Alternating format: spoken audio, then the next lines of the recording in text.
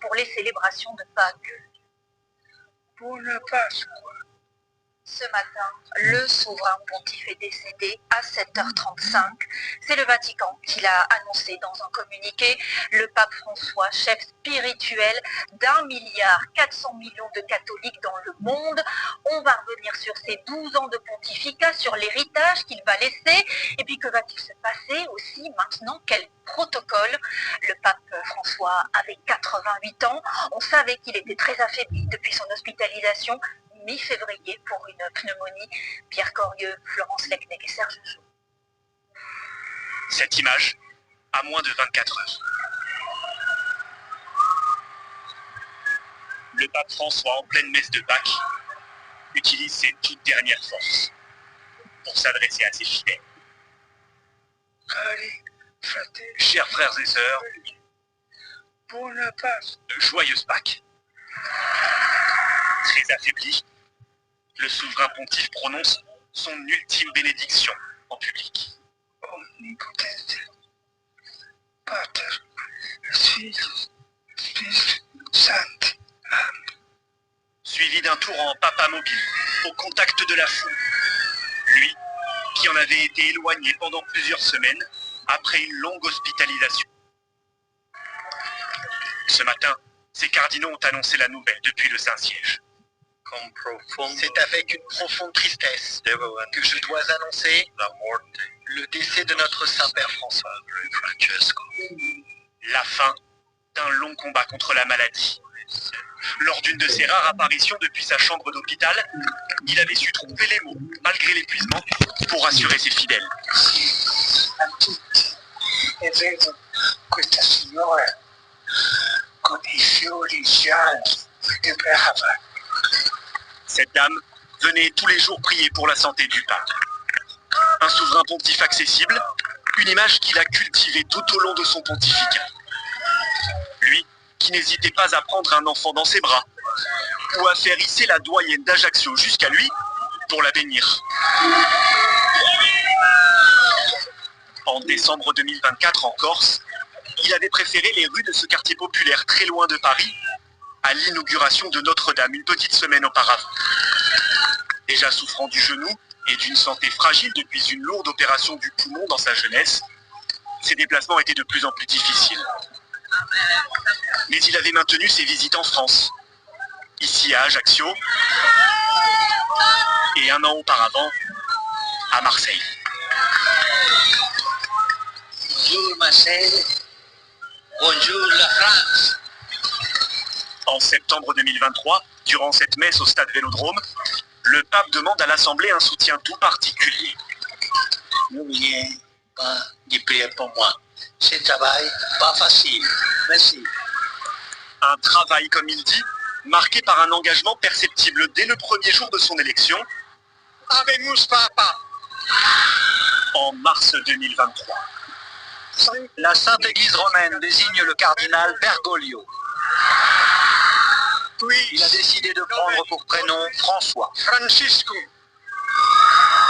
voilà donc le nouveau pape. Avec ce prénom inédit, le premier pape jésuite originaire d'Amérique latine. On dirait que mes frères cardinaux sont allés chercher l'évêque de Rome quasiment au bout du monde. Quasi à la fin del monde. François délaisse les appartements pontificaux pour une résidence plus modeste, en rupture avec le style de vie de la curie romaine, pour succéder à Benoît XVI qui vient de démissionner. Un pape et son successeur réunis, du jamais vu depuis 7 siècles. Son credo, une église proche des pauvres. Car le 266e pape de l'église catholique n'a pas oublié ses origines. Né en 1936 à Buenos Aires, en Argentine, il conserve une attention toute particulière pour les plus faibles, malades, chômeurs ou exclus. Son tout premier déplacement a lieu ici, sur l'île de Lampedusa, en Italie, auprès des migrants africains, pour dénoncer ce qu'il appelle la honte des morts en Méditerranée. La cultura del benessere La culture du bien-être nous rend insensibles aux cris des alle autres. grida degli altri. Cette globalisation de l'indifférence nous a privés de notre capacité à pleurer. La capacità di piangere. Ce jour-là, Il décide aussi de faire monter dans son avion 12 réfugiés syriens jusqu'à Rome. Le pape François sait se mettre en colère. Écoutons-le dans ce quartier de Naples, tenu par la mafia. Une société corrompue, elle pue. Et un chrétien qui se laisse gagner par la corruption, il pue. Un pape offensif sur tous les sujets. Après son voyage à Bethléem en Terre Sainte, il est le premier à reconnaître par un traité l'existence d'un État palestinien. Ces dernières semaines, tous les fidèles ont vécu au rythme des bulletins de santé du Saint-Père. Aujourd'hui, vous allez le voir, ils réagissent partout dans le monde. Les grandes figures politiques également, qu'elles soient catholiques ou non. Ignacio Bornassin, Laura Rudo et Tommaso Maro. Sidération ce matin sur la place Saint-Pierre, où les fidèles et touristes se mêlent. Tous partagent la même stupeur. Je suis vraiment très choquée. Il y a une atmosphère très étrange qui règne ici. Hier, j'étais présente pour la messe, j'ai vu le pape. Il avait l'air très affaibli. Je pense qu'on ne réalise encore pas vraiment, mais c'est vrai qu'avoir tout ce monde qui montre que voilà, il y a beaucoup de ferveur et la population est là près de lui. À midi pile, les cloches du Vatican sonnent en hommage au souverain pontife. Aucun pape ne se présentera au balcon de la basilique Saint-Pierre en ce lundi de Pâques. Malgré la peine, les fidèles veulent célébrer le guide spirituel que François était pour eux.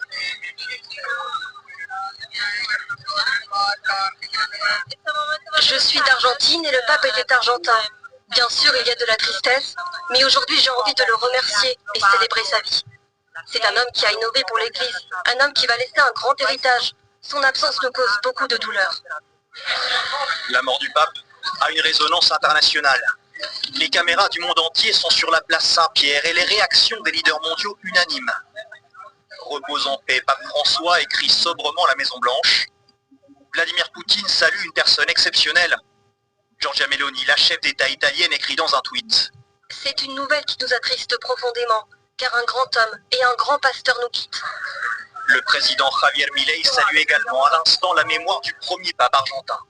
La lutte inlassable du pape François pour protéger la vie, promouvoir le dialogue interreligieux et rapprocher la vie spirituelle des jeunes.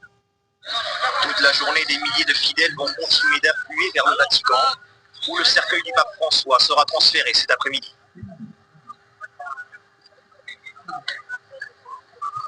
Regardez effectivement ces images en direct du Vatican, la place Saint-Pierre, où de nombreux fidèles se pressent depuis l'annonce du décès du pape François, en pleine fête de Pâques, si importante pour les catholiques. On va retrouver sur place Laura Rudo. Elle nous précise que cela bouleverse évidemment tout le programme de la journée. Oui, le décès du pape François bouleverse toutes les cérémonies de Pâques. À la place ce midi, le glas a retenti pendant une vingtaine de minutes pour la prière du rosaire qui s'est éteint, le pape François qui s'est éteint à 7h35 ce matin dans ses appartements privés, 9 jours. Voici comment José Bergoglio se présente pour la première fois fidèle en tant que François. Un style décontracté pour marquer la nouveauté. L'Argentin vient de devenir le premier pape sud-américain. Très vite, le pape François l'étonne par sa sobriété.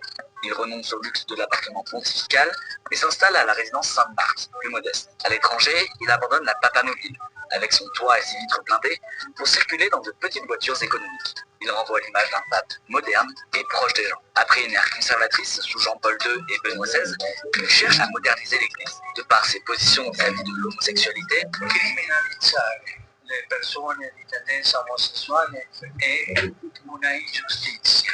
Ou son ouverture aux autres religions. Le religioni in particolare non possono rinunciare al compito urgente di costruire ponti tra i popoli e le culture. Il marque les esprits par ses rencontres avec des dirigeants musulmans comme l'ayatollah Ali al-Sistani, mais le pape François c'est surtout un fervent défenseur des plus démunis. Ah, come vorrei una chiesa povera. Et per i poveri. Il plaide pour les immigrés le long de la barrière qui sépare le Mexique des États-Unis. Son hermanos y hermanas que salen expulsados por la pobreza y la violencia. Il se rend aussi à Lampedusa, aux premières loges des tragédies en Méditerranée. Mais malgré son ouverture, le pape garde des positions conservatrices. comme sur le recours à l'IVG. È come affittare un sicario per risolvere un problema. Son pontificat est marqué par de nombreuses crises mondiales, comme la pandémie de Covid-19, lors de laquelle il célèbre une grande messe tout seul, mais aussi par la multiplication des conflits armés. Non megamino la nostra preghiera per la pace, una pace giusta, duratura, particolare per la martoriata Ucraina e per la Palestina e Israele. Enfin, le pape François ne peut échapper à la question des abus sexuels dans l'Église. Faccio un sentito appello per la lotta a tutto campo contre gli abusi di minori. Il impose ainsi à tous les prêtres et religieux de signaler à leur hiérarchie tout cas de violence sexuelle. Et à la chapelle de la résidence Sainte-Marthe, la mise en bière aura lieu à 20h, puis le corps du pape sera exposé au public dans la basilique Saint-Pierre. Quant aux funérailles, elles se dérouleront d'ici 4 à 6 jours, toujours dans la basilique Saint-Pierre du Vatican. Et contrairement aux autres papes, François ne sera pas inhumé dans la grotte du Vatican, mais dans une de ses églises préférées, la basilique Sainte-Marie-Majeure, dans un cercueil fait de matériaux simples, à l'image du pontife argentin, décédé ce matin à l'âge de 88 ans. Et voilà donc pour ces précisions. En France, on se souvient bien évidemment que le pape François était venu 2 fois en 15 mois seulement, plutôt récemment. Il était à Marseille en septembre 2023, en Corse en décembre dernier. Là aussi, donc, les fidèles spontanément se rassemblent pour lui rendre hommage, pour prier. On voit cela avec Nicolas Robertson et nos équipes sur le terrain. 88 coups. Ce matin, les cloches de Notre-Dame ont retenti de longues minutes dans la capitale. Un hommage qui résonne avec l'appel des croyants au pied de la cathédrale. Le père l'a rappelé à lui à cette date très symbolique. Oui, c'est très beau, c'est très beau.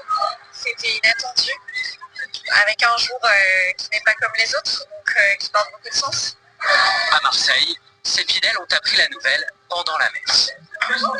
Ce qui reste, c'est l'amour, parce que ce pape-là, il est venu à Marseille, on l'a vu, et c'est vrai qu'on a tous prié pour lui. Ce que je retiens, c'est que, notamment quand il est venu, c'est ces 4 petits mots qu'il nous a dit, c'est bonjour Marseille, bonjour la France. Voilà, ces 4 petits mots pour moi qui resteront toujours marqués.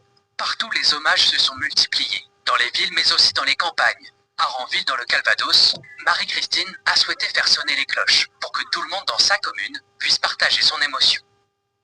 Je pense que les chrétiens sont tristes de la mort et qu'elle doit être annoncée à tout le monde. Enfin, parce que c'est vrai que ça nous touche. Et c'est important que tout le monde soit au courant. Dans l'église, les fidèles se recueillent.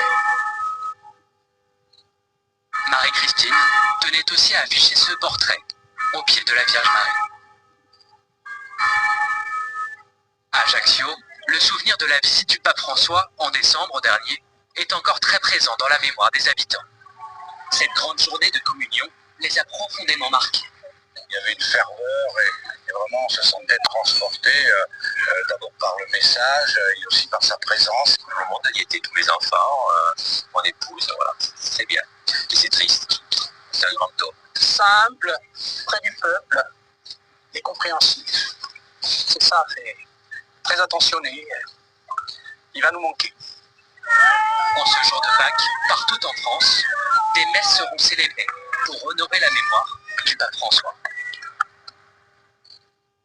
Jean-Marie Bagayoko, vous êtes, vous, en direct sur le parvis de Notre-Dame de Paris, où les cloches, on l'a entendu, ont sonné 88 fois ce matin en l'honneur du pape, 88 fois en référence à son âge, il avait 88 ans. D'ores et déjà, plusieurs temps de recueillement sont prévus. Effectivement, un programme bouleversé ici à Notre-Dame de Paris pour rendre hommage au pape. Ce matin, vous l'avez dit, les cloches de la cathédrale ont retenti 88 fois, comme les 88 ans du défunt pape. Cette commémoration, elle a duré environ 23 minutes. Et je peux vous dire qu'ici, sur le parvis de Notre-Dame, il y avait énormément d'émotions parmi tous ces fidèles venus du monde entier. Certains de ces fidèles, ceux qui sont arrivés très tôt ce matin, ont pu entrer à l'intérieur de la cathédrale pour assister à une première messe. Elle a eu lieu à à midi aujourd'hui. Une première messe évidemment consacrée au pape François. Il y aura une deuxième messe aujourd'hui à 18h et puis on l'a appris via le diocèse de Paris qu'une veillée de prière aura lieu ce soir. Elle commencera à 20h et devrait réunir des milliers de fidèles ici sur le parvis de Notre-Dame. Vous l'avez compris, Notre-Dame qui s'apprête à devenir dans les prochains jours un lieu de recueillement pour tous ses fidèles. Merci beaucoup Jean-Marie pour ces précisions. Emmanuel Macron, lui aussi, a réagi en déplacement dans l'océan, bien pour 5 jours. Le président, depuis Mayotte, a voulu saluer un homme toujours aux côtés des plus démunis. On l'écoute. Il a durant tout son pontificat été aux côtés des plus vulnérables, des plus fragiles, avec beaucoup d'humilité. Je sais la douleur que beaucoup aujourd'hui ressentent. Je veux leur dire le soutien de la France. Le pontificat du pape François aura donc duré 12 ans. Tout du long, il aura effectivement prôné une église proche des plus pauvres, en lien avec ses origines. Voyons quel héritage il va laisser. C'est avec Florence Lecnec et Emiliano Jarlo. Janvier 2023, grosse ferveur à Kinshasa. Pour ce 5e voyage du pape sur le continent africain, François continue à bénéficier ici du meilleur accueil. Et son discours résonne toujours avec les inquiétudes d'une population obligée de vivre dans sa grande majorité avec moins de 2 € par jour. Ôtez vos mains de la République du Congo. Retirez vos mains de l'Afrique. Arrêtez de piller son sol et de voler ses richesses. Priorité au sud. Voilà sans aucun doute le thème central qui peut résumer les 10 années de pontificat d'un pape qui s'est d'emblée mis dans les pas des plus pauvres. Les immigrés débarqués à Lampedusa ou les peuples autochtones en Bolivie pour dénoncer un colonialisme économique. Une économie qui tue, une économie qui exclut et qui détruit notre terre.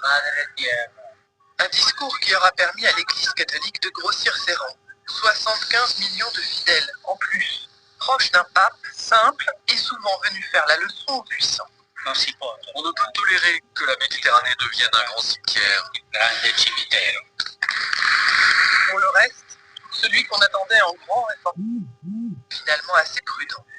En 2013, une petite phrase dans un avion avait pourtant soulevé de grands espoirs. Si une personne est homosexuelle et qu'elle est de bonne volonté, qui suis-je pour juger?